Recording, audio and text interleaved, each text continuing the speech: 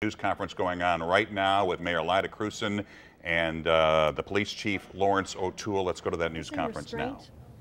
And good judgment during today's protests. I'd also like to thank everyone for their patience. I've been in close contact with the police department and city departments throughout the day. As it's been widely reported, the protests have been mostly peaceful. There have been a couple of tense moments, some arrests, and 4 police officers with minor injuries. I'm going to continue to stay closely connected and involved and informed as developments occur. This is a serious moment for us. Unfortunately, some events downtown and around the area have been canceled, but I'm confident that through it all, city staff and our police and fire departments will continue to do their jobs professionally and competently. And the chief is now going to visit with you about some of the specifics. So thank you for being here this evening. Chief O'Toole. Thank you, Mayor. Good evening. I'd like to echo what I said earlier. Our department is committed to ensuring every citizen's First Amendment rights. However, we were equally committed to enforcing the law. The safety of our citizens and our officers will always be our #1 priority. For the most part, demonstrations have been peaceful. There have been some tense moments where agitators became destructive and assaulted police officers. I am proud of my officers. They have used great restraint today. We've made several arrests today. This morning, we had 1 arrest at 14th and Washington. A male was arrested after damaging a police car. He was charged with destruction of property, failure to obey, and interfering. We had 12 additional arrests at 315 South Tucker.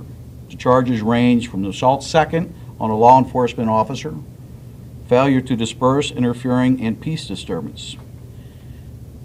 We had 4 officers assaulted. 1 officer suffering an injury to his hand. He was treated on the scene and released. 3 officers refused medical attention. One of these officers was struck in the head with a water bottle. 1 officer was knocked off his bike, and the other was pinned on his bike. Officers deployed mace after an officer was struck by a water bottle. Some officers were wearing personal protection gear because agitators were throwing items at them. At least 1 police vehicle was damaged.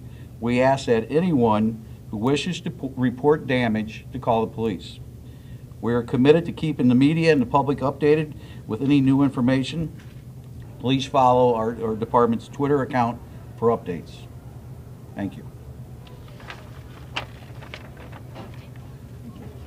Thank you all. Chief, Chief, would you say, can we ask you a quick question, Chief? Events have not gone the way you had hoped for. Either you, Chief, or you, Mayor, can answer that. I mean, you had, certainly hope the way it started off very peacefully, and then things got out of hand. Can you just talk about that, your disappointment in that? Well, I would not characterize it as getting out of hand. I would say that all in all, today's protests were very peaceful, and that the police exercised great restraint. And so I think that is a good outcome for a very tense day. Obviously, the day is far from over, as we saw in Ferguson, and Chief Belmar certainly is a witness to this. Things got worse as the evening wore on. Is that a fear?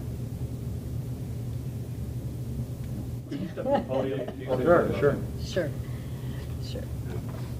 You know, I would say that what happens at night, and I think that's what you're alluding to, right? Yeah, Ferguson, it got worse. Is it your fear that will be? It got worse when? At night, during the evening. Right. So of course that's our fear, and it's a reasonable fear.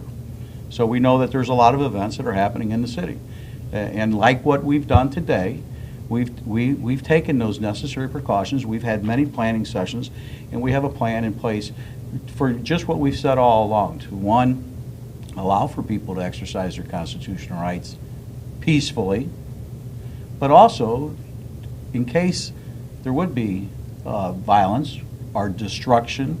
We're not going to have, destruction of property or injuries to citizens or officers. So, we have a plan in place should that happen. I would remind you, Elliot, you asked us, did things go the way we wanted it? I would probably pose that same question to the people who said earlier that it was going to be disruptive. Well, it's been disruptive. We think we all know that, but it's hardly been completely peaceful. I've had officers assaulted, so that's a good question to pose to the other side as well.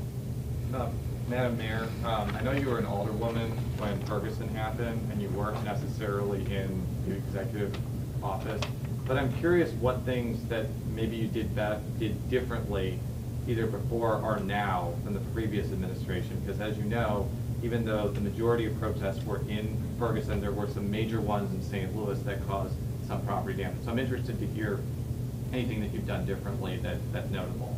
Well, to be honest with you, Jason, I wasn't in the previous administration, so I don't know exactly what they did. I can only speak really to what we're doing here today, and that is to attempt to keep everything as peaceful as possible, recognizing that people have the right to protest, and the police department will keep those people safe and try to keep our own citizens safe too. So I can't really comment on what the previous administration did.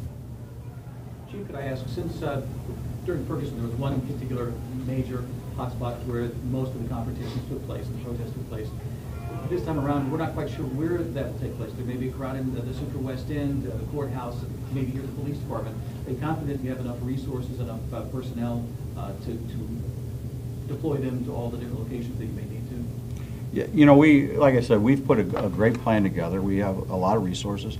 I feel confident, yes. But like you just said, there's a lot of unknowns.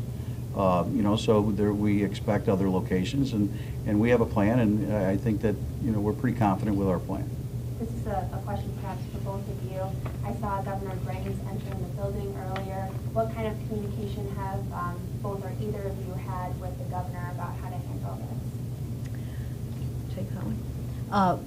We've been talking with the governor's office for a couple of weeks now, and he's really just here today, I think, to be encouraging to the police officers who are working hard and working long hours, and I think that was the purpose for his visit here today. Chief, there was a 2015 settlement offer that was made regarding the use of tear gas by a few local departments.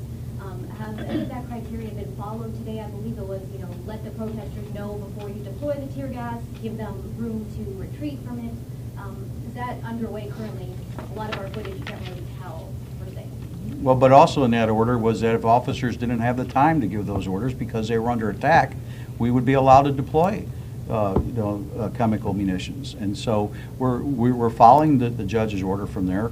We have orders in place. An order was given a short time ago for people to disperse. Many of them dispersed. We didn't use chemical munitions. So we're fully aware of that order, and we are following that order.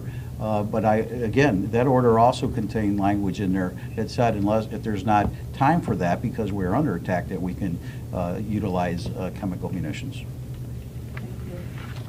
Thank you all. One more question. I know that there are How many All right, Mayor Lyda Crewson and Police Chief Lawrence O'Toole at City Hall.